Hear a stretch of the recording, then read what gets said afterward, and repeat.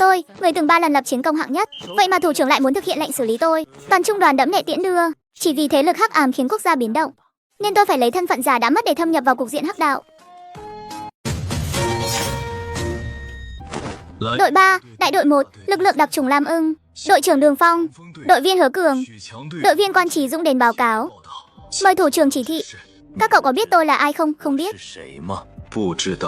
Vậy các cậu có muốn biết tại sao tôi lại gọi các cậu đến đây không? Việc nên biết thủ trưởng nhất định sẽ nói cho chúng tôi. Việc không nên biết chúng tôi cũng không muốn biết. Rất tốt, Đường Phong, sinh ngày 11 tháng 11 năm 1983. Nhập ngũ tháng 7 năm 2000. Sau đó lập nhiều chiến công trong các trận chiến với phân tử khủng bố. Trong đó có 1 lần lập công hạng nhất, 3 lần lập công hạng nhì, 3 lần lập công hạng 3. Từng 5 lần bị trọng thương suýt chút nữa là ra đi. Năm 2003 được tuyển vào lực lượng Lam Ưng. Vì trong mỗi nhiệm vụ đều hạ sát kẻ địch nhiều nhất, nên được đồng đội đặt biệt danh là Tử Thần. Tôi nói có gì sai không? Không sai. Vậy các cậu đã suy nghĩ kỹ để tiếp nhận nhiệm vụ của tôi chưa? Chỉ cần quốc gia cần, chúng tôi cam đoan hoàn thành nhiệm vụ. Đừng đồng ý nhanh chóng như vậy. Tôi hỏi các cậu, nếu tôi muốn các cậu rời khỏi quân ngũ, nghe cho kỹ đây, không phải là rời đi tạm thời, mà là rời đi mãi mãi. Các cậu có còn nguyện ý không? Chúng tôi là binh sĩ của Lam Ưng, là người hộ vệ của Hoa Hạ. Chúng tôi không sợ ra đi, chỉ cần là vì Hoa Hạ, vì nhân dân. Chúng tôi kiên quyết hoàn thành mọi nhiệm vụ mà thủ trưởng đã phân công, dù có phải trả giá bằng cả mạng sống. Rất tốt, các cậu phải nhớ kỹ. Đúng như những gì các cậu đã nói, các cậu là người hộ vệ của Hoa Hạ, vì sự phồn vinh của đất nước. Vinh nhục cá nhân không đáng để nhắc tới. Các cậu đi thu dọn đồ đạc đi. Nửa tiếng sau quay lại đây báo cáo. Lão thủ trưởng, tôi thật sự không biết phải nói thế nào. 3 đứa trẻ này đều là những binh sĩ giỏi nhất dưới trướng của tôi. Nói thật là tôi có chút không nỡ. Tiểu Vương à, tôi biết suy nghĩ của cậu, nhưng đây cũng là chuyện bất khả kháng. Hiện nay hắc đạo ở Hoa Hạ quá lộng hành. Không ít tổ chức băng đảng đều có liên quan đến một số thế lực ở nước ngoài. Nếu không chỉnh đốn lại, quốc gia sẽ lâm nguy. Nhưng mà họ chỉ có 3 người thôi. Dựa vào 3 người bọn họ mà muốn thống nhất toàn bộ thế lực hắc đạo ở Hoa Hạ, liệu có phải là quá sức không? Dù sao họ vẫn còn trẻ mà. Tôi thấy thà trực tiếp cử quân đội đi tiêu diệt bọn chúng còn hơn. Tiểu Vương à, bao nhiêu năm rồi cậu vẫn không thay đổi, làm gì cũng nóng nảy như vậy. Trực tiếp tiêu diệt, cậu có biết việc này sẽ mang lại hậu quả nghiêm trọng thế nào không? Nếu thật sự làm như vậy, chúng ta nói thế nào với người dân đây? Hiện nay các phương thế lực đều đang nhăm nhe Hoa Hạ. Lúc này không thể xảy ra hỗn loạn được. Tôi cũng là vì lo lắng quá thôi. Họ là những người tôi coi trọng nhất, đặc biệt là Đường Phong kia. Tôi coi cậu ấy như con đẻ của mình vậy. Dù không thể cử quân đội đi trấn áp, thì cũng nên phái thêm người chứ. Chỉ 3 người bọn họ thì có tác dụng gì đâu. Võ công có giỏi đến mấy cũng không chọi lại số đông. Tầm 100 tên cầm binh khí thì họa may họ còn thoát được, chứ nếu 100 tên dùng công cụ nóng thì cũng xong đời. Cậu biết tại sao tôi lại chọn bọn họ không? 3 người bọn họ đều không phải hạng tầm thường đâu. Đặc biệt là Đường Phong đó. Tục ngữ có câu 3 anh thợ giày bằng 1 Gia Cát Lượng. Huống chi đây là 3 Gia Cát Lượng. Họ là những người thông minh, cậu cứ yên tâm. Tôi có dự cảm họ sẽ thành công. Báo cáo thủ trưởng. Đội 3, đại đội 1. Được rồi, chúng ta đi thôi. Các cậu đều là binh của lão tử. Đứa nào mà làm mất mặt lão tử, xem lão tử có phế các cậu không. Báo cáo thủ trưởng, tình hình chúng tôi đã nắm rõ. Không biết nhiệm vụ của chúng tôi là gì? Đừng gọi tôi là thủ trưởng nữa. Ở đây không có người ngoài, gọi tôi là Trương Gia Gia đi. Nhiệm vụ của các cậu rất gian nan đấy. Quốc gia cần các cậu thống nhất toàn bộ thế lực ngầm của Hoa Hạ lại với nhau, thiết lập một bộ quy tắc thế lực ngầm hoàn chỉnh, khiến nó không còn gây hại cho đất nước và xã hội nữa. Sau này có việc gì mà quốc gia không tiện ra mặt giải quyết, cũng sẽ do các cậu phụ trách. Tôi biết các cậu cảm thấy việc này hơi khó khăn, nhưng các cậu phải nhớ kỹ mình là quân nhân, là những quân nhân ưu tú nhất của Hoa Hạ. Chẳng lẽ các cậu lại bị những khó khăn nhỏ nhỏ này làm khó sao? Tôi chỉ muốn biết, các cậu có tự tin hoàn thành nhiệm vụ không? Có, nhưng cái gì? Còn điều gì không hiểu sao? Là tôi muốn biết, quốc gia có dành cho chúng tôi sự trợ giúp nào không? Các cậu muốn sự trợ giúp gì? Tôi có thể nói rõ với các cậu rằng quốc gia sẽ không giúp đỡ các cậu quá nhiều đâu. Bởi vì hành động của ba người các cậu là tuyệt mật. Ngoài ba cậu, tôi và Tiểu Vương ra, chỉ còn một người nữa biết chuyện thôi. Nếu giúp các cậu quá nhiều, chẳng phải là lộ liễu cho người ta biết. Các cậu là người của quốc gia phải tới sao? Tuy nhiên ở một vài phương diện vẫn có thể giúp các cậu một chút. Ví dụ như khi các cậu tranh giành địa bàn, vô ý xử lý vài tên du côn nhỏ lẻ, hoặc là trong trường hợp không gây hại cho quần chúng, không gây hại cho quốc gia, mà làm ra một số hành vi hơi quá đáng, thì quốc gia sẽ không làm khó các cậu đâu. Nghĩa là mấy anh em chúng tôi nắm trong tay lệnh trảm trước tấu sau đấy à? Còn gì muốn hỏi nữa không? Báo cáo Trương Gia Gia. Không còn nữa, chúng tôi cam đoan hoàn thành nhiệm vụ. Nhưng không biết chúng tôi nên bắt đầu từ đâu trước. Cái này các cậu tự xem mà làm. Tôi không quan tâm các cậu ra tay từ đâu. Cái tôi cần chỉ là kết quả thôi. Còn nữa, khi các cậu bước ra khỏi cánh cửa này, các cậu sẽ trở thành ba kẻ bị truy nã. Lát nữa tôi sẽ bảo người đưa tư liệu cho các cậu. Cho các cậu thời gian 3 ngày. Phải hiểu rõ toàn bộ những thứ trong đó cho tôi. 3 ngày sau tôi sẽ bảo người tống các cậu vào ngục vì tội hạ sát người. Dù sao các cậu cũng đã sống trong quân đội nhiều năm rồi, chẳng có chút dáng vẻ nào của dân xã hội cả. Đưa các cậu vào tù là muốn để các cậu tìm hiểu một chút về giới hắc đạo. Hãy học hỏi bọn chúng nhiều vào, vậy thôi. Các cậu đi nghỉ ngơi trước đi. Phong ca, anh à, anh thấy chúng ta có thành công được không? Có gì mà không được chứ? Đừng quên chúng ta là ai. Chúng ta đã từng sợ cái gì chưa? Trong từ điển của chúng ta không có hai chữ khó khăn hay nan đề. Phong ca, tư liệu rất chi tiết.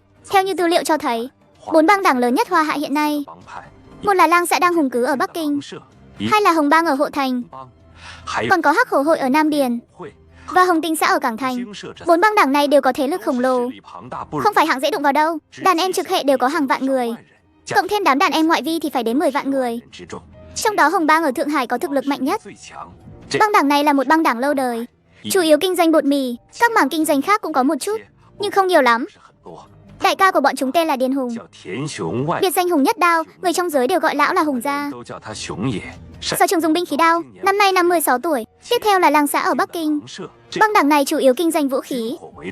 80% vũ khí trong giới hắc đạo Hoa Hạ là từ tay bọn họ mà ra. Nghe nói bọn họ có quan hệ không nông cạn với bang đảng ở liên bang Bắc Hạ. Bang chủ cùng họ với anh, tên là Đường Nhạc, năm nay 55 tuổi. Là một nhân vật lợi hại đấy. Năm xưa một mình lão đã thống nhất toàn bộ hắc đạo Bắc Kinh. Người trong giới đều gọi lão là Đường gia, rất được mọi người kính trọng, uy tín còn cao hơn cả Điền Hùng. Đường Nhạc này có sở trường gì? Dựa theo tình hình trong tư liệu, người này dường như loại vũ khí nào cũng sử dụng rất tốt, không có ưu điểm nào quá đặc biệt, cũng không có nhược điểm nào quá đặc biệt. Nếu buộc phải nói về ưu điểm thì chính là sự tàn nhẫn. Người này năm xưa từ một mình hạ sát 24 tên du côn. Sau khi hạ sát xong còn phân xác toàn bộ những kẻ đó, đến mức không còn mảnh nào lớn quá 5 cm mất. Tiểu Dũng, cậu tiếp tục đi. Xếp thứ 3 là Hồng Tinh xã ở Cảng Thành. Tổ chức này chủ yếu dựa vào buôn lậu là chính. Đại ca tên là Trần Hạo Nam, con người cực kỳ trọng nghĩa khí, là đối tượng sùng bái của vô số đàn em nhỏ lẻ. Người này cũng khá yêu nước. Tuy nói là hắc xã hội, nhưng cũng chưa từng làm chuyện gì quá đáng. Người này rất giỏi thu phục lòng người. Đó cũng là mấu chốt giúp anh ta ở độ tuổi 28 đã có thể ngồi lên vị trí đại ca. Người này sở trường đấu tay đôi. Theo như tình hình ghi trong tư liệu, thậm chí có khả năng còn lợi hại hơn cả Phong ca đấy. Cuối cùng chính là Hắc Hổ Hội ở Nam Điền. Tư liệu hiển thị, bang hội này có quan hệ không bình thường với Anh Hoa xã của Đông Doanh. Kinh doanh chủ yếu là các tệ nạn hầm hố. Tuy bề ngoài thực lực yếu nhất, nhưng những người am hiểu đều biết đây chẳng qua là Hắc Hổ Hội dọi che giấu mà thôi. Ngoài những bang hội này ra, còn có một số bang hội thực lực cũng không yếu, chỉ là so với 4 bang hội này thì không cùng đẳng cấp thôi. Đa số đều phụ thuộc vào những bang hội lớn này. Nếu hôm nay không xem bộ tư liệu này, có đánh chết tôi cũng không tin Hoa Hạ vùng đất này lại hỗn loạn đến thế. Trương tướng quân nói đúng đấy. Những thế lực ngầm này cần phải được chỉnh đốn lại thật tốt thôi. Nếu không em là chẳng cần nước khác tới đánh, Hoa Hạ của chúng ta cũng tự tan rã mất. Đúng vậy, nhiệm vụ lần này thực sự rất gian nan. Tiểu Dũng, trong tư liệu có viết về mối quan hệ giữa 4 bang hội này không? Nói ra cũng lạ, 4 bang hội này đều kiềm chế lẫn nhau. Ngoại trừ Hắc Hổ Hội ra, 3 bang hội kia quan hệ vẫn khá tốt. Còn Hắc Hổ hội này lại có quan hệ rất căng thẳng với Hồng Bang và Hồng Tinh xã. Hai bang hội kia đã từng 3 lần liên minh lại, muốn tiêu diệt Hắc Hổ hội, nhưng vẫn luôn không thành công. Cho đến tận bây giờ, Hắc Đạo Hoa Hạ vẫn là cục diện 4 chân vạc. Vậy theo cậu chúng ta nên bắt đầu từ đâu? Tôi thấy chúng ta nên đến Tây Giang phát triển thì tốt hơn.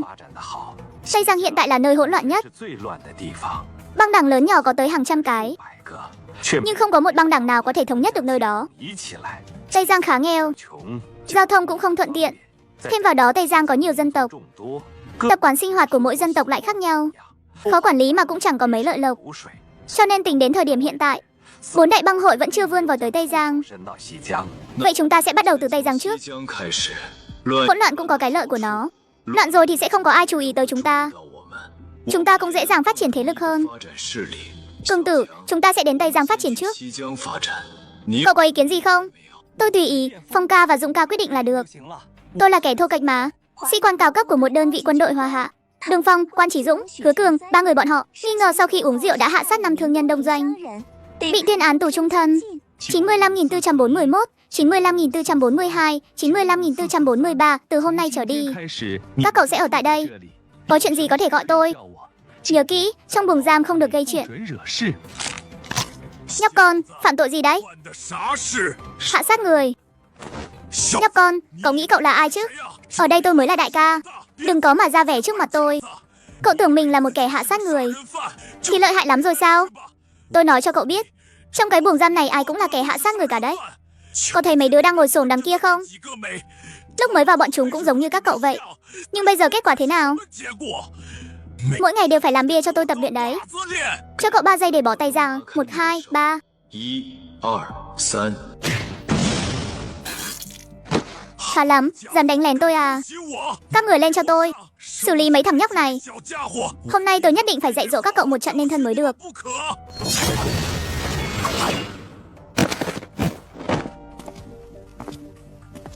Anh bạn, cậu lợi hại lắm, tôi phục rồi. Từ hôm nay chúng ta là anh em.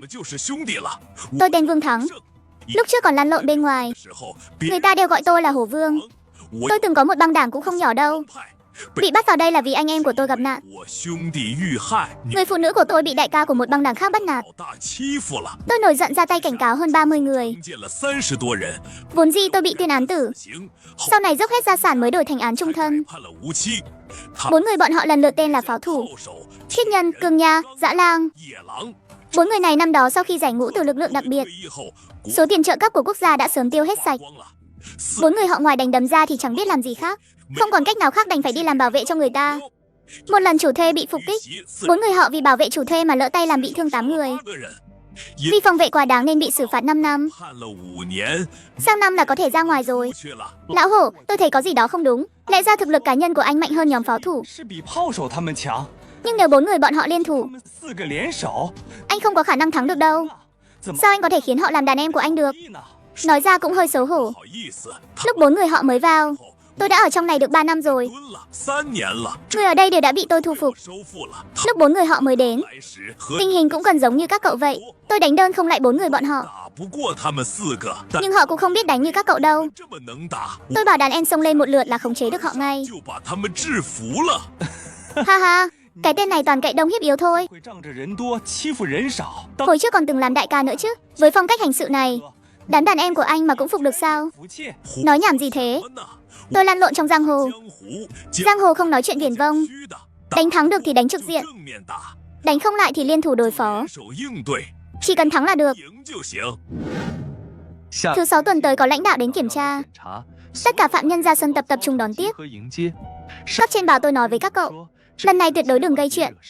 Ngoan ngoãn thì cái gì cũng dễ nói, còn nếu dám náo loạn, hậu quả tự chịu. Số 95.441, có người đến thăm, đi theo tôi. Đường Phong, thứ 6 tuần tới Trương tướng quân sẽ đến nhà tù thị sát. Dĩ nhiên thị sát là giả, chủ yếu là tạo cơ hội cho cậu thôi. Tới lúc đó cậu chỉ cần gây ra chút hỗn loạn bên trong nhà tù. Sau đó trong lúc hỗn loạn sẽ có người tiếp ứng cậu. Làm phiền ông xin chỉ thị của Trương Gia Gia một chút. Trong mục tôi có quen một người. Người này sẽ có tác dụng rất quan trọng đối với nhiệm vụ sau này của tôi. Tôi muốn đưa anh ta cùng ra ngoài. Được rồi, tôi sẽ về báo cáo lại với thủ trưởng. Ngày mai sẽ quay lại cho cậu biết kết quả. Nếu không còn việc gì khác thì tôi đi trước đây được. 先走了。好。 Lão hổ, anh qua đây, tôi có việc muốn bàn với anh. Tử thần, việc gì thế? Có muốn ra ngoài không? Muốn chứ, sao lại không muốn được? Tôi nằm mơ cũng muốn ra ngoài.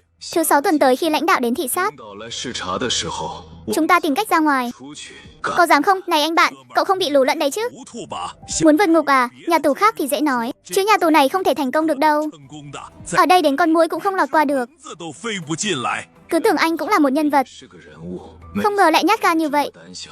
Dù tôi biết đây là cái khích tướng của cậu, 是激将法，但 nhưng tôi lại cứ mắc mưu đấy. 是这一套。你 Cậu nói xem phải làm thế nào? Tôi nghe đây.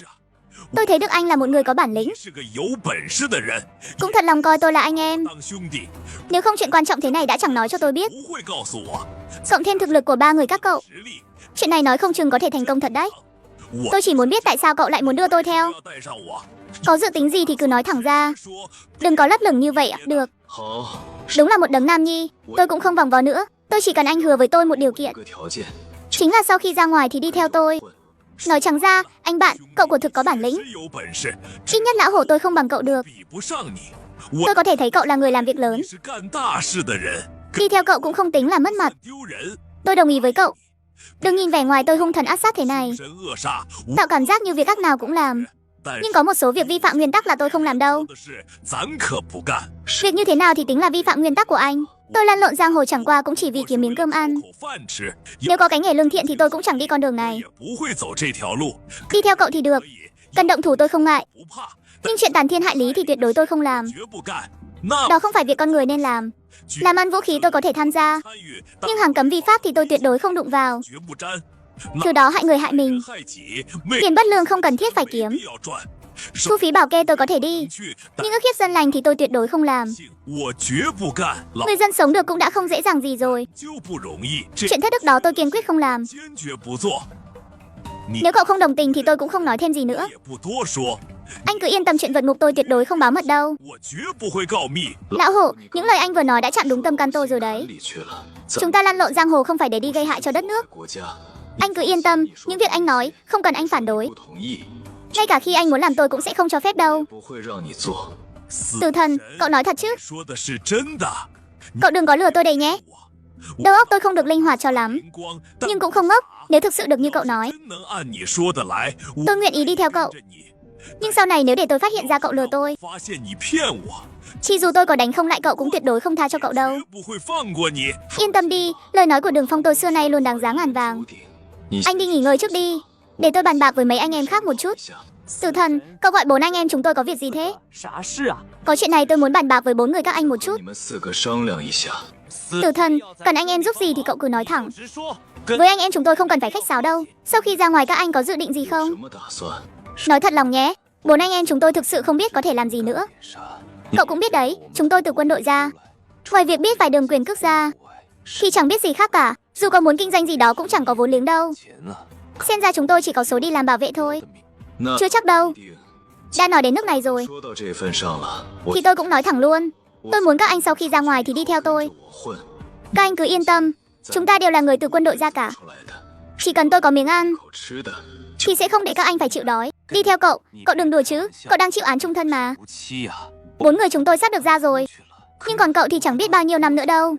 等 Đợi đến lúc cậu ra được, thì mấy anh em chúng tôi đã chết đói ngoài đường từ lâu rồi. 了， Tôi dự định sẽ vượt ngục, và chính là trong thời gian sắp tới đây. Cậu đang thử thách chúng tôi à? 看我们 Nếu là như vậy, 这样 thì cậu không cần lãng phí thời gian nữa đâu. 间了。 Chúng tôi không phải loại người đó. 这 Còn nếu cậu muốn chúng tôi nói thật lòng, 说实话， cậu rất mạnh, 强，但 nhưng chúng tôi chưa muốn đưa ra kết luận sớm như vậy. 下结论。 Thế này đi, nếu cậu có thể vượt ngục thành công, 功越狱，我 chúng tôi hứa sau khi ra ngoài sẽ đi tìm cậu. 出去就去找你。 Còn việc có giữ chân được chúng tôi hay không, thì phải xem bản lĩnh của chính cậu rồi. 是了， Đại khái là tôi đã rõ rồi. 你们 Các anh đi nghỉ ngơi trước đi. 去吧。 Số 95.441, có người thăm, đi theo tôi, thủ trưởng đồng ý rồi. 同意了 Nhưng ông ấy bảo tôi nhắc nhở 告 cậu, 诉你， bí mật quốc gia tuyệt đối không được tiết lộ. 可以泄露。 Nếu cậu chưa nói cho anh ta biết, 告诉他， thì mãi mãi đừng bao giờ nói. 告诉他， Còn nếu cậu đã lỡ nói cho anh ta rồi, thì anh ta buộc phải ra đi. 因为 Bởi vì chuyện này hệ trọng đến vạn người, 他 tuyệt đối không thể để người thứ 8 biết được. 知道， Xin ông hãy chuyển lời bảo Trương Gia Gia cứ yên tâm. 叫他放心，我 Tôi biết việc gì nên làm và việc gì không nên làm. 不该做。 Vậy thì tôi yên tâm rồi. Bây giờ tôi sẽ nói cho cậu nghe về kế hoạch. 计划。明 Đã rõ chưa? Đã rõ. Còn nữa tôi tên Hứa Thiên. 许天 Cậu có thể gọi tôi là Hứa Thúc Thúc, cũng có thể gọi tôi là Thiếu tướng Hứa. Sau này tôi sẽ phụ trách liên lạc đơn tuyến với cậu. Theo như kế hoạch, sau khi ra ngoài hãy đến nhà khách Điền Viên ở đường Bắc Sơn, phòng 305 tìm tôi. Tôi sẽ giao giấy tờ và tư liệu sau này cho cậu. Nhớ kỹ, chỉ được đi một mình thôi. Làm xong việc này cũng coi như được cấp trên rẻ biên rồi. Đến lúc đó các cậu sẽ phải đổi sang một thân phận mới, bắt đầu cuộc đời sau này của các cậu rồi. Lão Đường, tôi đến giờ vẫn không dám tin Tiểu Phong lại bị kết án. Nó còn trẻ như vậy, lẽ nào sau này nhất định phải trải qua trong ngục tù sao? Tôi cũng không muốn tin, nhưng đây là sự thật. Có điều con trai làm đúng, không làm chúng ta mất mặt. Nó của thực có làm người khác bị thương, nhưng những kẻ bị thương đều là hạng người đáng bị trừng phạt. Người khác không biết, tôi đã tốn bao nhiêu tiền nghe ngóng mới biết được. Mấy tên ngoại lai mà nó đối phó đều là gián điệp. Nếu không phải ngại dư luận quốc tế, Tiểu Phong nhất định sẽ không sao đâu. Cứ xem sao đã, đợi thêm một thời gian nữa. Khi chuyện này lắng xuống hòm hòm rồi, tôi tin chắc sẽ có cách cứu con trai ra ngoài. Được rồi, bà khóc lóc cái gì chứ? Dù gì bà cũng là phó thị trưởng mà. Nếu để cấp dưới nhìn thấy thì họ chẳng cười nhạo mấy anh em các ông đến bay màu à? Ngày mai là thứ 6 rồi, cũng là lúc chúng ta rời khỏi cái nơi quỷ quái này. Đến lúc đó mọi người hãy lanh lẹ lên một chút, cứ làm theo lời tôi nói. Ai mà bị bắt lại thì tự cầu phúc cho mình đi. Bây giờ tất cả xuống lầu tập trung, lát nữa lãnh đạo sẽ đến. Các người nhớ kỹ cho tôi, ai mà hôm nay dám gây chuyện thì tôi đảm bảo kẻ đó không thấy được mặt trời ngày mai. Lão Hổ, những gì tôi dặn cậu, đừng quên lát nữa nhìn sắc mặt tôi mà hành sự. Nhớ kỹ, nhất định phải làm cả nhà tù này loạn lên, càng loạn càng tốt. Anh đừng coi tôi là người mới, cái khác thì tôi không biết, chứ nói về gây chuyện thì tôi chẳng kém bất kỳ ai đâu. Lát nữa anh cứ chờ xem kịch hay đi. Nhìn người kia kìa, chính là kẻ đứng cạnh xe tăng đó. Tên đó chính là lão đại khu ngoài, biệt danh Độc Xà. Trước đây cũng lăn lộn ở vùng Tây Bắc. Lần trước lúc ra ngoài hít thở không khí, tên này dám chửi tôi là con hổ sún răng. Nếu không phải có lưới điện ngăn cách thì tôi đã sớm xử lý hắn rồi. Lão Hổ, uy tín của tên này ở khu ngoài thế nào? Tên này những cái khác thì không ra gì, nhưng việc lôi kéo lòng người thì lại rất khá. Vào đây 3 năm đã thống nhất được khu ngoài rồi. Tuy đám người khu ngoài tôi chẳng coi ra gì, nhưng dù sao cũng không phải hạng người bình thường có thể so được. Cậu nhóc này có thể thống nhất khu ngoài nhanh như vậy, quả thực không đơn giản. Hi hi, vậy nếu lát nữa anh đánh nhau với hắn, người khu ngoài có ra giúp sức không? Đó là cái chắc. Vào tù rồi có mấy ai là chịu ngồi yên chứ? Đám người này sớm đã không chịu nổi cuộc sống nhàm chán này rồi. Nếu có người cầm đầu, tôi dám chắc những kẻ khác nhất định sẽ tham gia góp vui. Anh anh không phải là muốn ới, anh đừng quên đấy.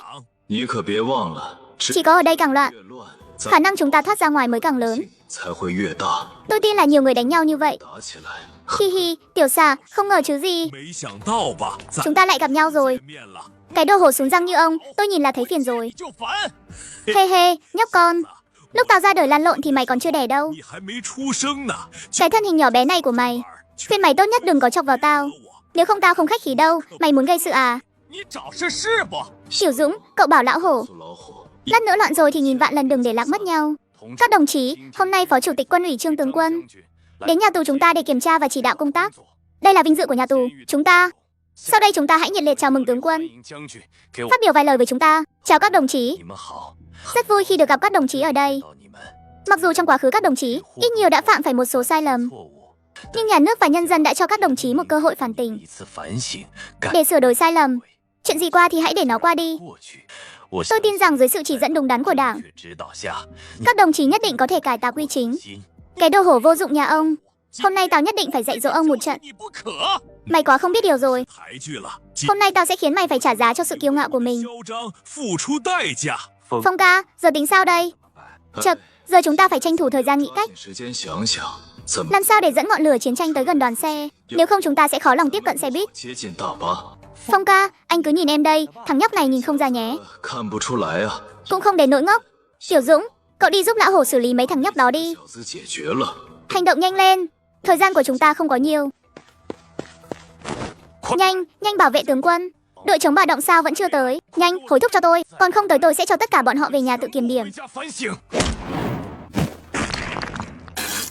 Vị huynh đệ này, chúng ta hình như không có thủ án gì nhỉ? Chuyện hôm nay cậu phải cho tôi một lời giải thích, nếu không thì cậu của thực là hồ đồ rồi. Chuyện rõ rành rành thế này mà cũng không hiểu. Tao chỉ là nhìn mày ngửa mắt nên muốn dạy dỗ thôi. Lên cho tao. Bắt hắn về, tao phải xử lý hắn ra trò mới được. Nói mày hồ đồ của không sai chút nào. Còn muốn động tay động chân. Đây là nhà tù đấy. Dù không thể ra tay quá nặng, thì tao cũng phải dạy dỗ mày một trận nên thân. Tiểu Chu, dùng lựu đạn cây và lựu đạn khói ngăn chặn cuộc bạo loạn này lại. Cơ hội đến rồi. Anh em, chui xuống gầm xe. Hừ. Cái quái gì thế này, anh? Anh làm giám mục kiểu gì vậy hả? Lại có thể xảy ra tình trạng tồi tệ đến thế này. Anh tạm đình chỉ công tác nửa năm để tự kiểm điểm đi. Tôi đi trước đây, xử lý không xong thì đợi nhận kỷ luật đi.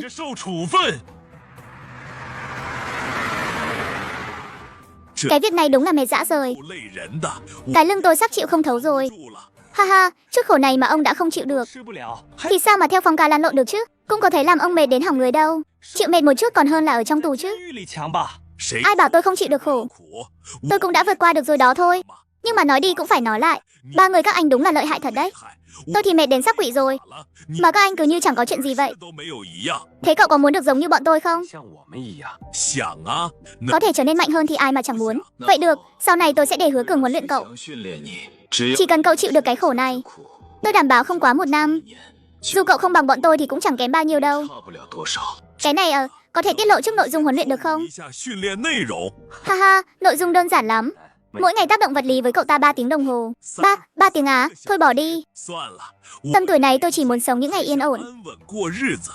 Đừng để chưa bị kẻ địch làm bị thương mà đã bị anh em mình đánh cho sưng mặt rồi. Hừ.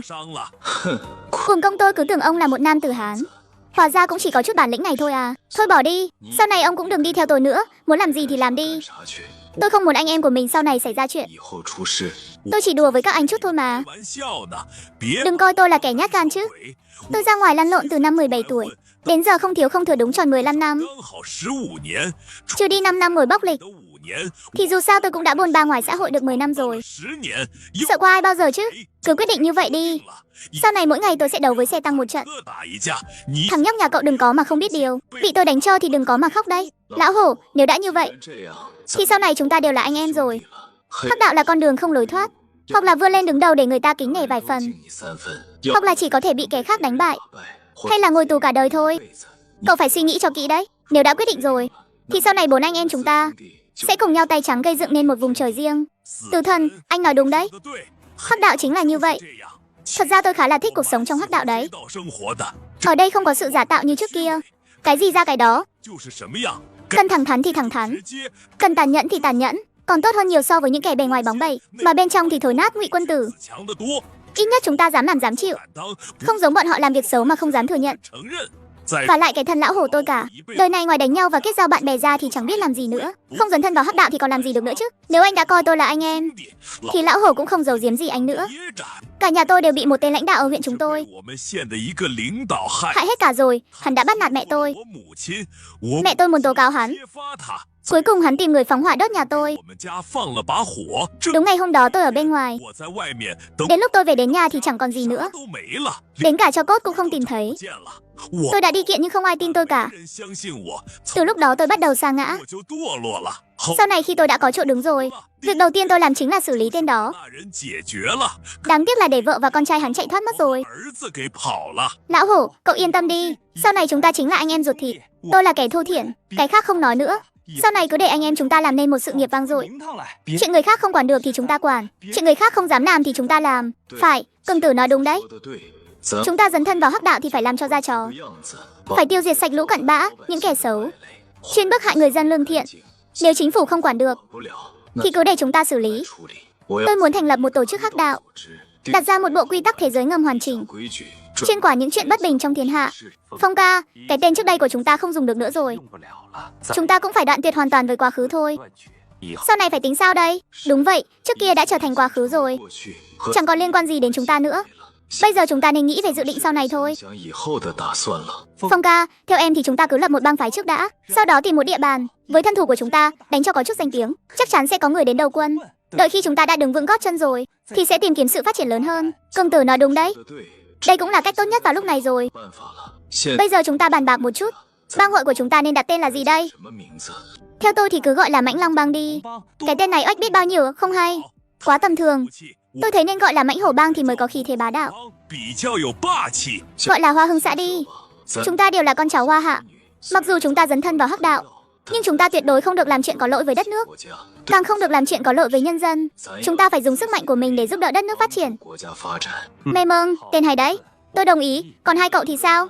Đồng ý hay không thì trước khi các cậu trả lời, 拿钱 tôi nói cho các cậu biết trước, không đồng ý cũng phải đồng ý. 同意。 Phong ca, anh cũng quá là không nể nang gì rồi đấy. Được, tên đã quyết định rồi. 决定了， Tiếp theo chúng ta nên nghĩ một cái biệt danh nào cho nó ách chút đi. 外号了。 Lão Hổ, mục tiêu lần này của chúng ta chính là đi Tây Bắc trước. 就是先去西北。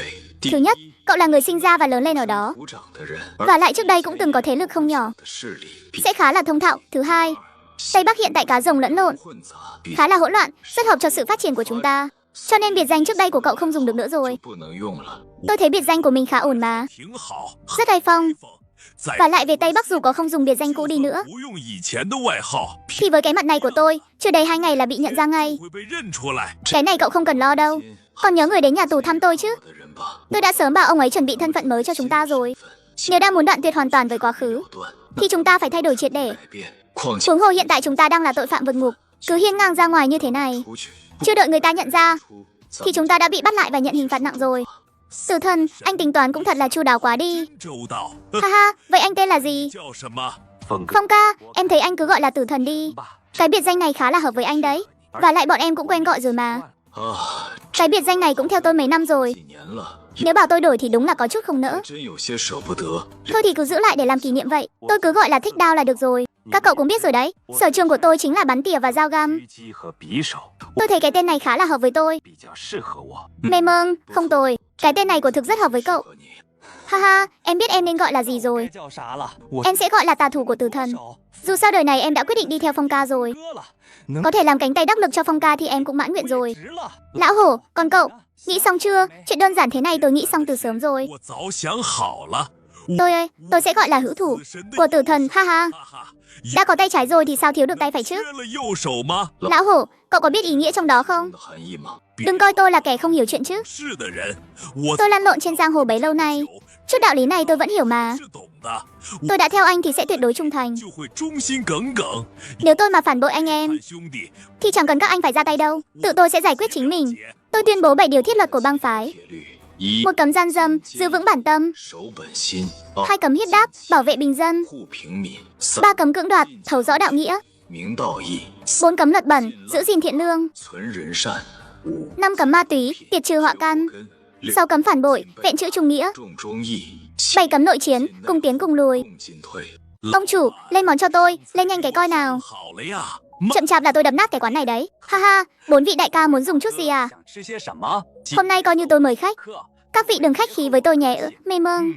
你 Thằng nhóc nhà cậu khá là thông minh đấy. Tôi thích cậu rồi, nhưng mà không cần cậu mời đâu. 不用你请了， Anh em chúng tôi trả được tiền mà. 钱 Cậu cứ làm cho chúng tôi chút đồ ăn trước đi. 吃的 Cứ tôm cá thịt thả mà dọn lên cho tôi. 上就 Rượu cũng phải. Mê mông. Cứ lấy bia là được rồi. 得了。 Nhìn cái tiệm nhỏ này của cậu chắc cũng chẳng có rượu gì ngon đâu. 好酒， Trước tiên cứ cho 2 két đã. Không đủ thì gọi thêm sau. 好了就 Cứ thế đi. Cậu còn ngây ra đó làm gì? 干啥？ Nhanh đi đi chứ. Hì.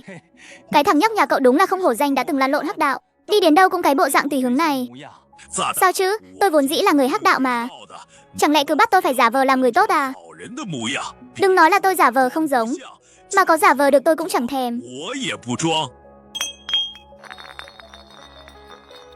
老 Ông chủ, tính tiền, các vị đại ca, thế này chẳng phải là khách sáo quá sao? 来了不是？ Bữa này cứ để tôi mời. 我请。 Cậu nói cái gì thế hả? 呢？ Tôi nói cho cậu biết nhé. 我 Dù tôi có lăn lộn hắc đạo, 知道 thì cũng là người có đạo nghĩa đấy. 道义的说 Nói xem bao nhiêu tiền? 300 ai? Gì cơ? Không không phải là 100. 是100， Ha ha, 100 à? 100。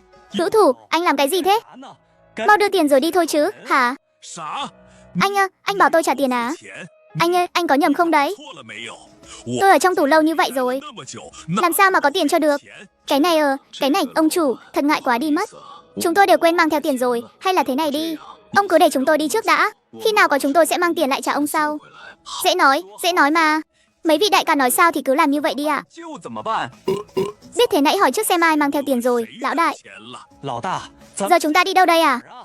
Chẳng biết nữa, hay là chúng ta quay lại quán cơm nhỏ đó ngủ nhờ một đêm đi. 也先住一晚， Sáng mai hỏi mượn ông chủ ít tiền rồi lại lên đường tiếp. 点钱再上路。 Ông hồ đồ quá rồi. Giờ thân phận của chúng ta là gì chứ? 什么身份？是 Là tội phạm vượt ngục đấy. Người ta bị dồn vào đường cùng thì đều sẽ phản kháng thôi. Lúc này đã ăn một bữa không trả tiền rồi. 霸王餐， Ông có dám đảm bảo là sau khi chúng ta đi, ông chủ đó sẽ không báo cảnh sát không? 报警，说 Biết đâu chừng cảnh sát giờ đang trên đường tới đây rồi cũng nên. 在来的路上呢。 Chực, hết cách rồi. 没办法了， Chúng ta cứ tìm đại một nơi nào đó kín đáo mà tá túc một đêm vậy. 将就一晚， Đợi đến sáng mai xem có thể đi nhờ xe được không. 也好搭个顺风车。这 Tầm này vừa ít xe, vả lại có xe đi nữa thì nhìn cái bộ dạng này của chúng ta, ai mà dám chờ chứ. 赶了， Ha ha, lão đại, vận may của chúng ta đúng là tốt thật đấy. Anh nhìn kìa, phía trước hình như có một thị trấn nhỏ. Lão đại, chúng ta cứ thế này mà đi vào sao? Hay là chúng ta cứ ở đây tạm bợ một đêm 在 đi? 这里将就一晚， Đợi đêm khuya rồi, lẻn vào trộm vài bộ quần áo mặc vào rồi tính tiếp. 衣服先穿上再说。 Cũng chỉ có thể làm như vậy thôi ồ. Con bé này sức lực cũng khá đấy chứ nhỉ. Mấy anh em giữ chặt nó lại cho tao. Đợi tao xong việc rồi sẽ đến lượt tụi bay. Xin các ông. 来尝尝。 求求你们，求 Xin các ông hãy tha cho tôi đi mà. Cứu mạng với, cứu mạng với. 你 Mày đừng có mà không biết điều. Hôm nay tao sẽ không tha cho mày đâu. 放过你， Còn kêu nữa là tao xử mày ngay bây giờ đấy. 收拾你。 Có trách thì trách cái lão già cha mày ấy. 而且 Bị lão đại tao dạy dỗ vài chiêu là đã thăng rồi. 没了，还 Còn gây cho lão đại một đống rắc rối nữa chứ. 饭。 Lão đại đã dặn rồi. Cả mày và em trai mày đều không được tha mạng cho ai hết. 我看 Thấy mày cũng xinh xẻo đấy, nên tao sẽ không hại mạng mày đâu. 命了，等 Đợi tao chơi bời chán chê rồi sẽ để anh em cùng vui vẻ một chút. 我们也玩完， Nếu mày còn sống thì sẽ thả mày đi. 就放了你。 Lão đại, nguồn âm thanh ở phía bên trái cách đây 20 mét. 20米处， 从 Dựa vào tiếng bước chân lúc trước mà phán đoán 声判断， thì đối phương có khoảng tầm 6 người. 6个人左右， Trương ca, da rẻ con bé này đúng là mứt thật đấy. 真不错。 Sao vào cứ trơn tuồn tuột ấy. 你 Hai đứa bay ra ngoài kia trông chừng cho tao. Con bé này bị dọa cho ngất xỉu mất rồi. 去了。 Xạ thủ, cậu đi từ phía bên trái qua, tôi sẽ đi từ phía bên phải qua. Thích đao, cậu vòng ra phía sau bọn chúng. Lát nữa nếu có kẻ nào lọt lưới 之余， thì cậu chịu trách nhiệm xử lý. Nhớ kỹ, không được để sống mất tên nào cả. 老 Lão đại, vậy nhiệm vụ của em là gì à? 是什么？ Cậu ơi, cậu cứ đi cùng Thích đao đi. Cho cậu xem một màn kịch miễn phí. 飞的场面， Như vậy cậu cũng có thể hiểu qua được thực lực của bọn tôi. 实力有 Ồ, mấy anh em có vẻ hào hứng quá nhỉ. 有兴致啊， Chẳng hay tôi có thể tham gia cùng được không? 加入 Đã bị mày bắt gặp rồi thì tất nhiên là có phần rồi. 自然是有份。你 Mày yên tâm, đợi tao chơi chán rồi sẽ để mày là người đầu tiên được lên. 让你上， Trương ca thật là khách sáo quá. Nhưng nếu tôi không muốn thì tính sao đây? 那怎么办？ Mày là cái hạng người nào? 这 Con bé này là do tao mang tới. 小 Muốn động tay động chân thì cũng phải đợi tao làm xong việc đã. Đều là người trong giang hồ cả. Đừng có mà làm quả đàng đầy nhè ngô. 又 Nói thế này thì đúng là không có đạo nghĩa rồi. Tao đã bao giờ nói là muốn giành trước đâu chứ. 抢先了， Chỉ là tao thấy con bé này cũng đáng thương quá, 挺可怜， nên nảy sinh lòng đồng cảm thôi. Thêm vào đó là mấy đứa tụi bay tao nhìn không vừa mắt chút nào, 这不顺眼， nên muốn lấy mạng của tụi bay thôi. Hừ. Hừ hừ, nhóc con. 子 Gặp phải tao thì coi như bọn mày đen rồi. 没 Nửa đêm nửa hôm ở đâu ra cái hạng lợi hại thế này không biết. 角色。 Mau chạy đi, điều thứ 3 trong thiết luật. 规第3条， Kẻ nào hiếp đáp phụ nữ sẽ bị phế bỏ tứ chi và đuổi khỏi bang. Nếu các người đã không phải là người trong bang phải chúng tôi thì tôi sẽ khai ân vậy. Sẽ không phế bỏ tay chân của các người đâu. Nhưng loại ác nhân như các người thì không thể để lại được nữa rồi. Các người hãy để mạng lại đây đi, để tránh việc sau này lại đi hại người khác nữa. Đại ca, đại gia, xin các ông hãy tha mạng cho tôi đi mà. 我吧， Đây là lần đầu tiên của tôi thôi mà. Thật đấy, sau này tôi không bao giờ dám nữa đâu. 不敢了。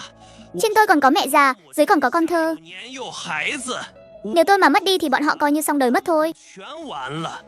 Là hắn ta, đều là do hắn ta hết. Chính hắn đã xúi giục tôi đấy ạ.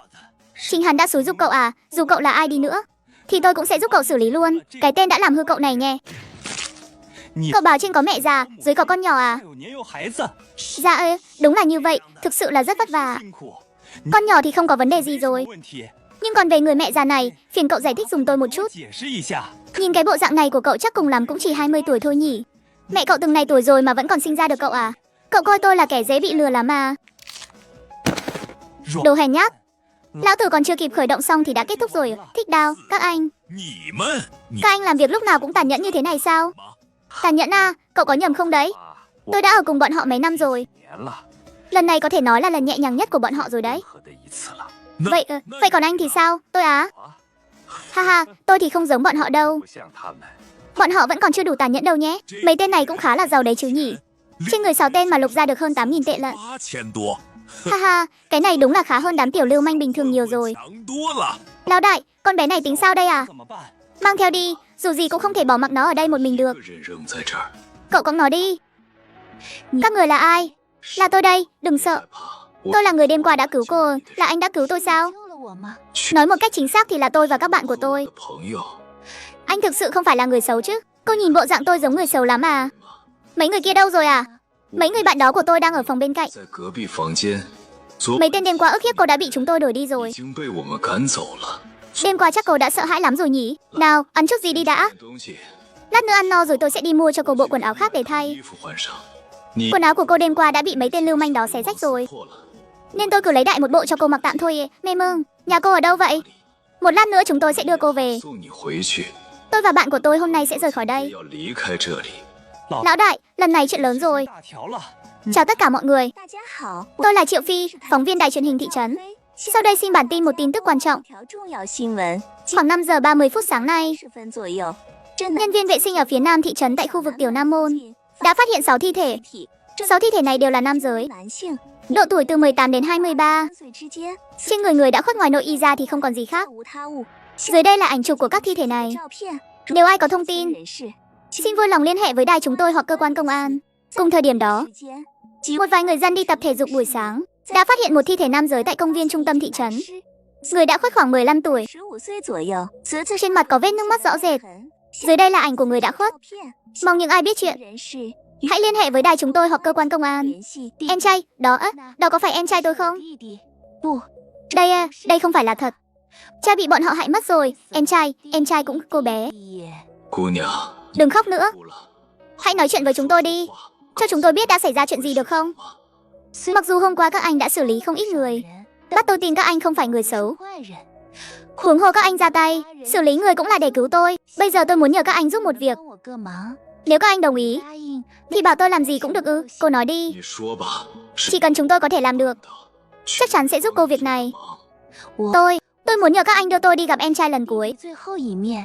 Sau đó giúp tôi xử lý Điền Khuê. 葵 Tôi đồng ý. Bây giờ cô hãy kể lại đầu đuôi sự việc cho tôi nghe. 我告诉我， Cảm ơn ân nhân, chỉ cần anh giúp tôi báo thù. 的仇 Tôi ơi, sau này tôi sẽ là người của anh. 人 Cô bé, cô không cần phải như 这 vậy. 样 Tôi cứu cô không vì lý do nào khác. 没有什么别的原因， Chỉ là cô khiến tôi nhớ đến một người em gái. 一个妹妹，她 Con bé cũng giống như cô, 都 đều là người đáng thương. Hai người thật sự rất giống nhau. Điểm khác duy nhất là cô đã gặp được tôi 你遇见了我，并 và đã được tôi cứu. 救了 Còn con bé lại sớm rời xa nhân thế rồi. 人世。算 Tính ra, nếu con bé còn sống, 是活着的话， thì bây giờ chắc cũng tầm tuổi cô. 差不多大了， Nếu cô sẵn lòng, 愿意。 sau này chúng tôi sẽ là người thân của 就是 cô, 你的亲人， sẽ là anh trai ruột của 亲 cô. 哥哥。只要 Chỉ cần chúng tôi còn đây, 就 thì tuyệt đối sẽ không để cô chịu thêm bất kỳ tổn thương nào nữa. 受到半点伤害。 Cảm ơn các anh. Các anh đều là người tốt. 好人， Tôi sẵn lòng. Ha ha, em gái, ông anh này của em là người thô lỗ. 夫人，别 Chẳng hiểu biết gì nhiều, mau gọi một tiếng anh nghe xem nào. 哥哥，听听， 哥， Anh ơ, các em đã gọi tự anh là anh, thì không cần nói gì nữa. Sau này ai dám ăn hiếp 祝 em, 你 thì cứ để hắn. Phải hỏi xem nắm đấm bên tay trái của anh có đồng ý hay không. 意 Không phải chuyện gì cũng có thể giải quyết bằng bạo lực đâu. 觉得 Được rồi, có thêm một đứa em gái là chuyện đáng mừng. 幸 Nhưng giờ chưa phải lúc, 还不是时候， ít nhất chúng ta cũng phải giới thiệu về nhau đã chứ. 互相介绍一下吧。都 Đã gọi nhau là anh em 是 rồi, 妹妹了， mà đến giờ 现在咱 chúng ta vẫn chưa biết tên của nhau. 名字都不知道。 Để anh giới thiệu cho em. 介绍 Vị này là lão đại của chúng ta. Em cứ gọi anh ấy là anh Tử Thần là được. 就行了， Chào anh Tử Thần ấy, còn cậu ấy tên là Thích Đao. Em gọi là anh Thích Đao nhé. 哥哥就可以了， Chào anh Thích Đao. Anh ấy tên là Hữu Thủ, em cứ gọi là anh Hữu Thủ. 手哥哥就行了。 Anh Tà Thủ, em chào anh. Ha ha, em gái thật thông minh. 还真聪明。 Anh chưa nói mà em đã đoán được anh tên gì rồi. Em không thông minh đâu, là lúc nãy anh tự nói đấy chứ. 里面说的， Em tên là Ân Phi, sinh ngày 25 tháng 12 năm 1990. 号出生，还 Còn 3 tháng nữa là em tròn 17 tuổi. 7岁了。 Em gái thật có phúc, 福气啊！ lại đón sinh nhật vào đúng ngày Giáng sinh. 那天过生日， Xem ra, sau này không tặng quà Giáng sinh cho em là không được rồi. 不行喽。 Vì em tên là Ân Phi, 飞，那 nên sau này chúng ta sẽ gọi em là Phi Phi nhé. 叫你菲菲了。 Phi Phi, bây giờ em hãy kể đầu đuôi câu chuyện cho tụi anh nghe, 莫告诉我们 để tụi anh xem nên làm thế nào. 该怎么办。 Nhà em ở trung tâm thị trấn, 心 cha em mở một tiệm nét, 网吧 việc kinh doanh cũng khá ổn. Trước đây mọi chuyện đều tốt đẹp, 好的， nhưng kể từ khi có một tên tội phạm bỏ trốn đến đây, mọi thứ đều thay đổi.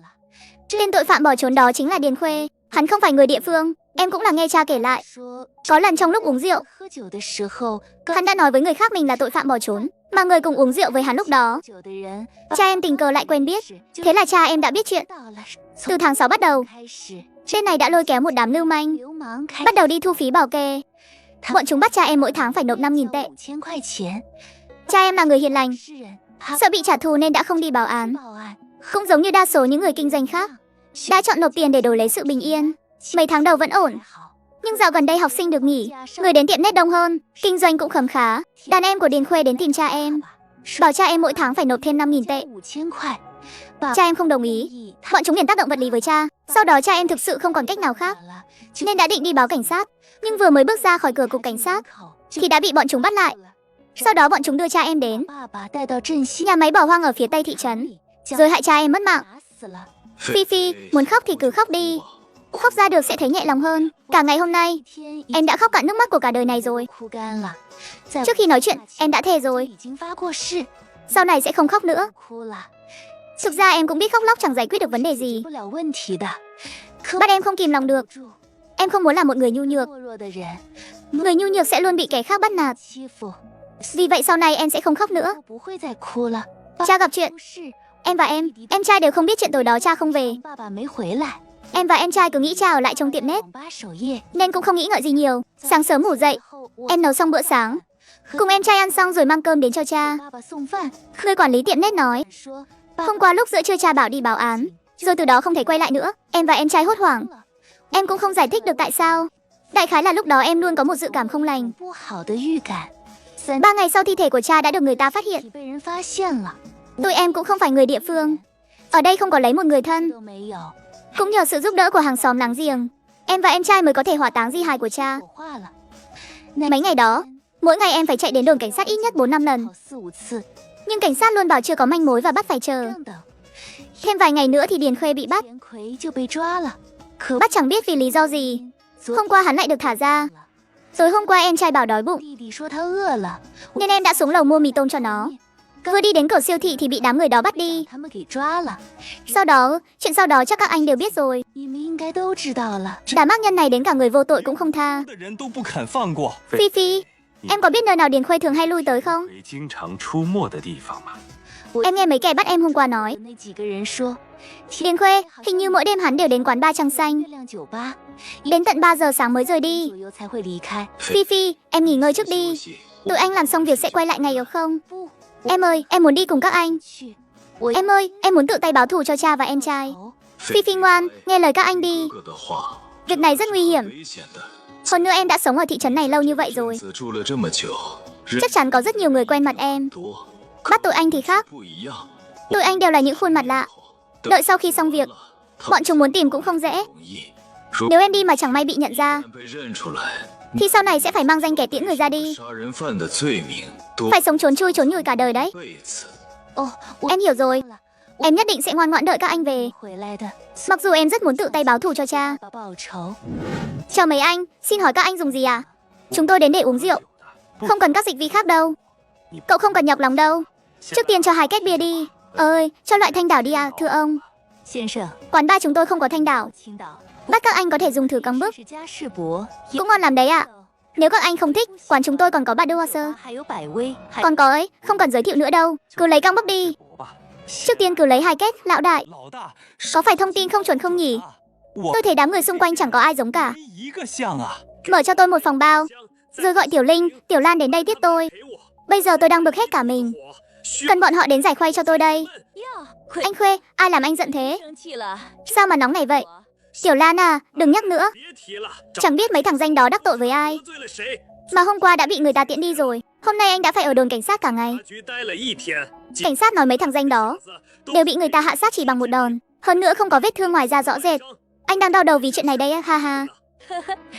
Anh Khuê, anh đừng lo lắng nữa. 信了， Em không tin là trên mảnh đất trấn Hoàng Long này 3分地上， lại có kẻ dám đối đầu với anh. 不对， Có lẽ chỉ là do mấy thằng danh đó đen đủi thôi. 子倒霉。 Chẳng liên quan gì tới anh đâu. 信呢？ Hy vọng là thế. Thôi bỏ đi không nói chuyện này nữa. 是了，怎么 Sao chỉ có mỗi em thôi? Tiểu Linh đâu rồi? Cô ấy hôm nay có khách bao rồi. Được đưa đi qua đêm cả ngày rồi. 作业了，怎 Sao thế? Trong lòng anh chỉ có cô ấy thôi à? 么Người ta đã ở đây đợi anh cả một đêm rồi đấy. 等了你一个晚上呢？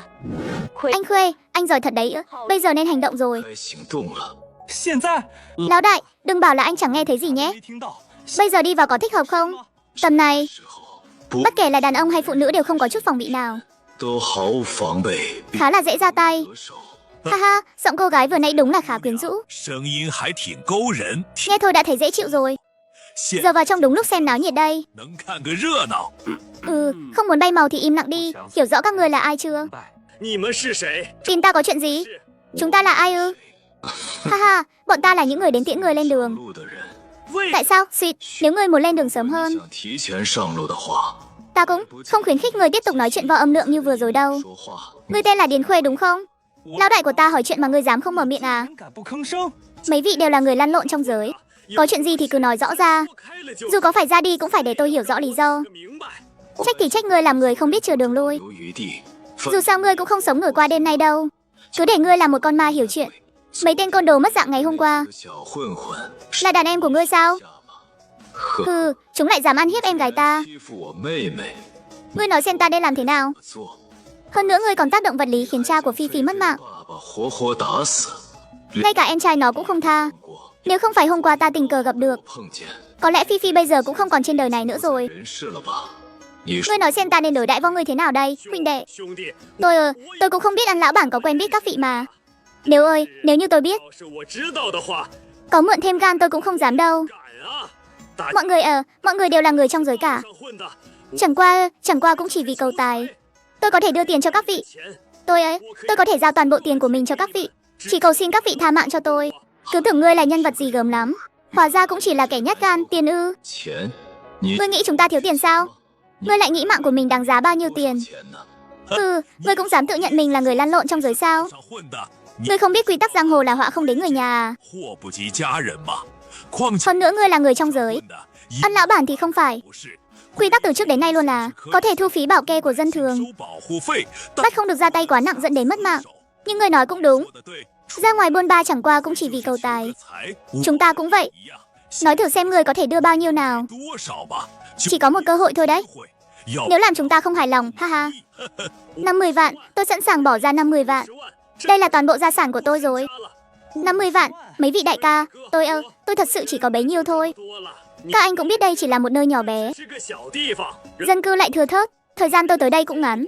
还要 Lại còn phải thường xuyên hiếu kính vào mấy tay quan trước kia nữa. 50 vạn trong mắt bọn ta cũng chỉ đủ để mời các anh em 也就是请手下兄弟 đi uống rượu thư giãn một chuyến thôi. 酒放松一回， Nhưng thôi vậy, 算了。你 ngươi nói đúng. 对， Đều là người lăn lộn trong giới cả. 的 Ta có thể giúp ngươi xin lão đại tha thứ. 老大求求请， Còn và xếp lão đại có coi trọng chút tiền lẻ này của ngươi 像 không? 你这点小钱， Thì đó là chuyện của chính ngươi rồi. 自己的事了。老 Lão đại, tôi thấy chuyện này cứ bỏ qua đi. 是就这么算了吧。 Dù sao cũng đã có 6 tên. 6个人给 Đền mạng cho cha con ân lão bản rồi. 俩抵命了， Hơn nữa chúng ta là người lăn lộn trong giới. 全是出来混的，不 Không được làm va xách theo cảm tính. 是 Tuy tiền không nhiều, 不多， nhưng ít nhất cũng đủ mời anh em đi uống rượu. 兄弟们喝个酒了， Với lại chúng ta cũng không thể đi tay không về đúng không? 一趟不是？ Nếu hưu thủ đã xin giúp ngươi rồi, 行了，我也 ta cũng không nỡ gạt bỏ thể diện của anh em. Tính mạng của ngươi tuy nhỏ, 小， nhưng tình cảm anh em chúng ta là lớn. 大， Vậy đi, ngươi đi theo chúng ta về. 回去。 Yên tâm, ta sẽ không xử lý ngươi. 杀你 Chỉ cần sáng mai ngân hàng mở cửa, 放开门后， chúng ta nhận được tiền, thì ngươi và ta không còn liên quan gì nữa. Lão đại, không cần đâu. Đợi ngân hàng mở cửa thì phiền phức quá.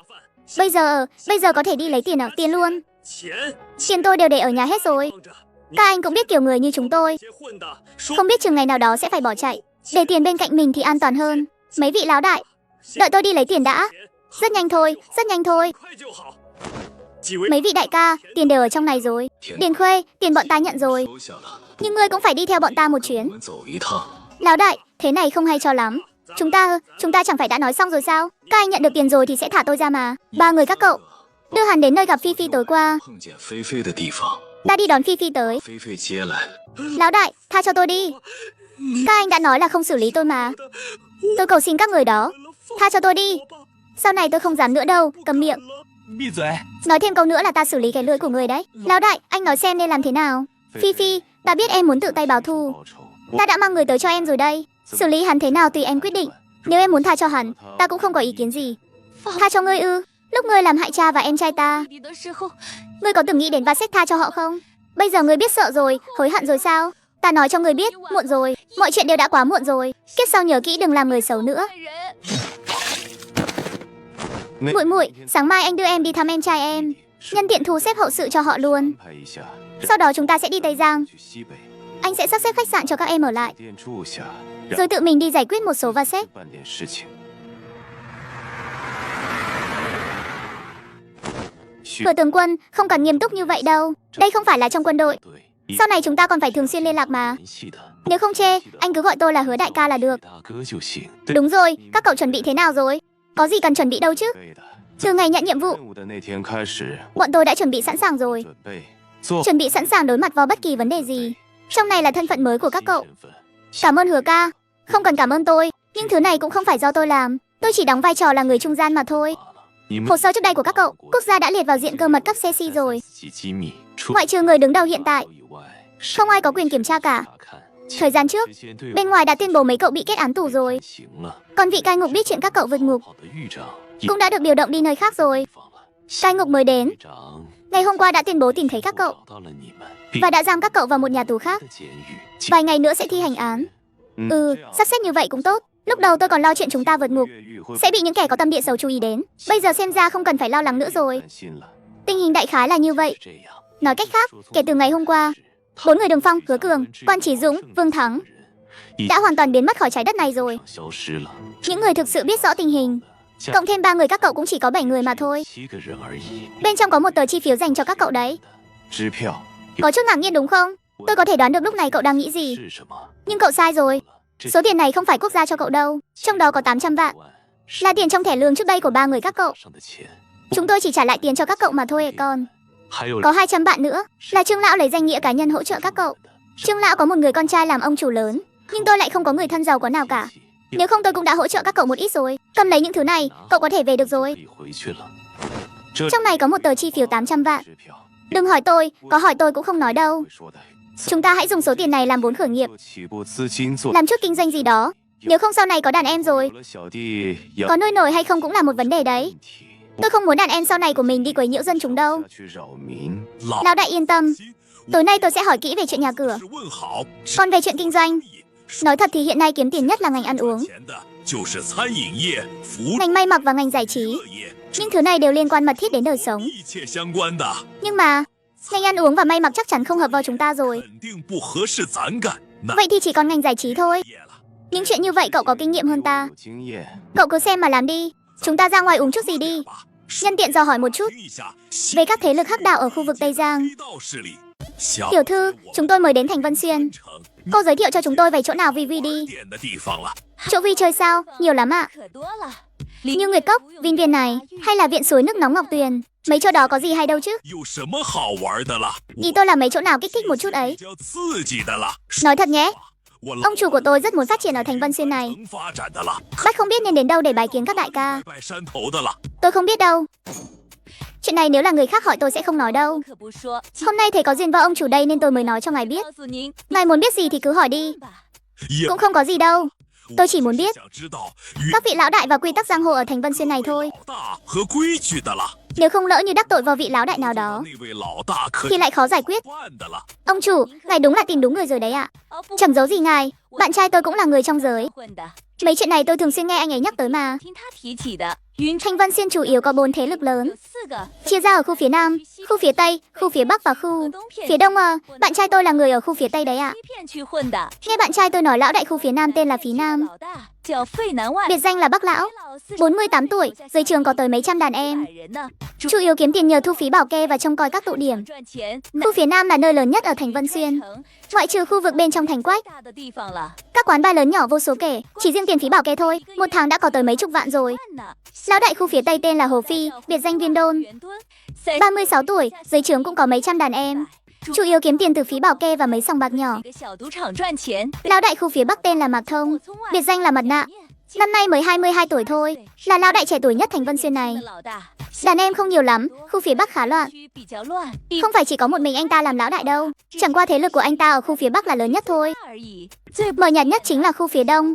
Lão đại tên là Trần Phong Thu, nghe nói trước đây là nông dân nên biệt danh là Lão Nông, tầm hơn 30 tuổi. Đàn em dưới trướng đa số là công nhân xây dựng, chủ yếu kiếm sống bằng mấy trò trộm cắp vặt. Ở thành phố Vân Xuyên, chỉ cần anh gặp phải kẻ móc túi thì 89 phần 10 đều là đàn em của ông ta đấy. Tiếc là trước khi đến Vân Xuyên, bạn tôi có nói với tôi rằng bảo tôi hãy tìm một người có biệt danh là Phong Tử. 叫疯子的人了， Nghe nói thế lực của hắn cũng lớn mạnh lắm. 大的了。 老板 Ông chủ, anh ít trải đời quá rồi. Người anh nhắc tới lúc trước của thực rất lợi hại. 很厉害， Nhưng kể từ khi đại ca của hắn bị bắt, hắn đã bị chính anh em của mình phản bội. Sau đó, người ta đã tìm thấy người đã khuất tại một công xưởng bỏ hoang. 发现尸体， Chao ơi, chẳng biết thế nào nữa. 怎么的运 Thành phố Vân Xuyên ngày càng loạn lạc rồi. 了？ Các đại ca thì ngày càng trẻ hóa. 年轻， Còn những bậc tiền bối ngày trước, 前辈 không đổi nghề thì cũng đã bị bắt cả rồi. 抓， Bắt tôi nghe nói Phong Tử có rất nhiều đàn em mà. 有很多小弟的了， Đại ca của hắn tôi cũng có biết chút ít. 也知道一些的了。他 Chẳng phải trước khi bị bắt, đại ca của hắn 被抓之前，告 đã dặn đàn em sau này phải đi theo Phong Tử sao? 跟着疯子的嘛， Sao hắn có thể bị chính đàn em của mình phản bội được? 地出卖的了。 Ông chủ, lẽ nào anh không biết 不知道现在这个 thế giới này thực tế đến mức nào sao? 现在 Xã hội bây giờ là người đi trả lệnh. 口茶凉， Năm đó đại ca của Phong Tử rất lợi hại. 是很厉害， Có thể nói là đi trên đường không ai dám động vào. 没人敢招惹， Nhưng sau khi bị bắt thì còn ai quan tâm đến ông ta nữa. 人理他。 Những kẻ trước kia cố tình nịnh bợ 搀扶他的人都 đều trở nên kiêu ngạo tự mãn. Chỉ có Phong Tử đó là vẫn luôn trung thành tận tụy. 忠心耿耿，但 Bắt cuối cùng cũng phải nhận lấy kết cục ra đi thảm khốc. 下场 老 Đại ca, chuyện tối qua thật xin lỗi. 是不好意思 Em chỉ là nghe nói. 说， Một người anh em từng theo em đã bị người ta tiễn đi 被 rồi. 人砍死，有 Nên có chút đau lòng. Cậu ấy đã theo em suốt 4 năm, luôn luôn trung thành với em. 忠心耿耿。 Chao ơi, thôi không nhắc nữa. Người mất không thể sống lại. 复生， Hy vọng ở bên kia cậu ấy sẽ được bình an. 好吧。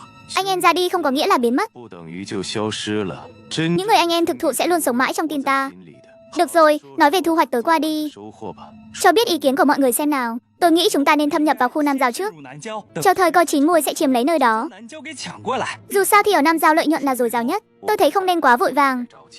Mục tiêu của chúng ta không phải là một khu phía Nam nhỏ bé, 片区 hay là cả thành phố Vân Xuyên này. Việc cần làm hiện tại là phải cắm rễ cho vững chắc, 根在 sau đó mới tìm kiếm sự phát triển lớn hơn. Vì vậy tôi đề nghị nên mở cửa hàng ở khu phía Nam trước, 开店， thu nhận một vài địa bàn nhỏ rồi mới tính chuyện chiếm lãnh địa. 牌儿 Tuy rằng với thực lực của chúng ta, việc xử lý tên mập đó là chuyện dễ như trở bàn tay, nhưng nếu làm vậy sẽ thu hút sự chú ý của những kẻ có ý đồ. 新人的注意。 Điều tồi tệ nhất 就 chính là có thể khiến các thế lực khác ở Vân Xuyên 别的势力联 liên minh lại để chèn ép chúng ta. Dù sao trong mắt họ, chúng ta cũng chỉ là người ngoài. 外人。 Tôi đồng ý với ý kiến của Thích Đao. 意见， Vậy thì cứ quyết định như thế đi. Hữu thủ, hôm nay cậu cùng Thích Đao qua Nam Giao xem sao. 南郊转转，看 Xem có chỗ nào cần sang nhượng hay tương tự vậy không. Tôi cùng Phi Phi và Hứa Cường đi xem mấy khu nhà. 各个楼盘看看。 Mua lấy một căn nhà để ở trước đã rồi hãy tính sau.